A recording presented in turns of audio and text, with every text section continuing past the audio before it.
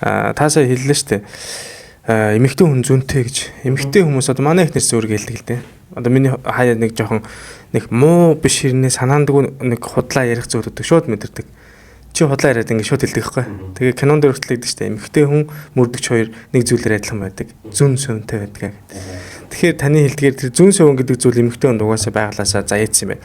Тэгвэл тэр зүүн сөвөнгөө тодорхой хэмжээнд нь зөв гаргах нь өөрөө чухал юм байна шүү дээ. Бичгэн бол за одоо эмчээс асууя. Яг чи psychiatrist биш л дээ.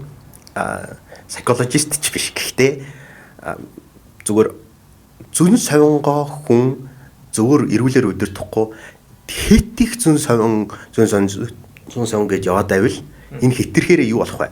Хитрх юм бол хийсвэр төсөөлөл болоод delusion болно те. Тий, яг бодит амьдрал дээр юу болохоос илүү тэнцээ хийсвэр ертөнцийн дээр өөрийгөө маш их одоо хардталцж идэг юм уу те. Тэр хүнийг хүн сэтгцийн хувьд таны хэлж байгаагаар хийсвэр ертөнцид амьдраад байвал сэтгцийн хувьд энийг одоо анхаах дээр юу гэж одоо хэлдэг юм. Сэтгцийн эмгэг л гэж үздэг баг. Эмгэг буюу шизофрения. Өөрийнхөө бодлыг сонсох, өөрийнхөө бодлыг бодтой гэж харах. Ийм эмгэг буюу энэ бол өвчин. Тэгэхээр энэ галзуурал гэсэн л үг байхгүй да зүгээр монголоор ганц зүгээр болохоор хэлдэг. Хитэрч болохгүй юм тий. Тэгэхээр эмгэгтэй хүнийг зөн, эрэгтэй хүнийг логик гэж авч үзэж болж байна. Тэгж явах юм бол илүү зөв харилцаа яваад шүү дээ. Тэгэхээр хүн ямар үед урагшилдаг вүлээ бодоод үзтээ. Хоёр хөлтэй учраас л урагшилдаг штэ. Дандаа зүүн хөлөөрөө ингэж урагшлаад явдаг хүн байхгүй те. Зүүн баруун. Зүүн баруун.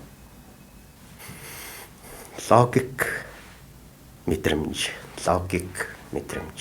Шийдвэр гүйцэтгэл. Уучлал, итгэл. Яг л хамт л авч явж ижил харилцаа явж шít. Тэгээс нэг хүний 100% зүг байх юм байна. Тэгээ алдаа дутагдлаа маш сайхан ярилцах хэрэгтэй байна тий. Гол нь хүлээцтэй тэрийг сонсох мөчийг л маш сайн мэдрэх хэрэгтэй л байна. Уул нь аман хуур кинон дэр гэр бүл ийм байх ёсгүй юм шүү гэдгийг гэж харуулсан юм байгаа. Уус санам үгүй чийл мэддэг шүү дээ гэж суудаг штэ тий. Ууг нь гэрийн эзэн ийм байх ёсгүй маа. Бүх юмыг бумаа авгаа шийдэж болохгүй маа гэдгийг уул нь тэгж харуулсан юм шиг байгаа.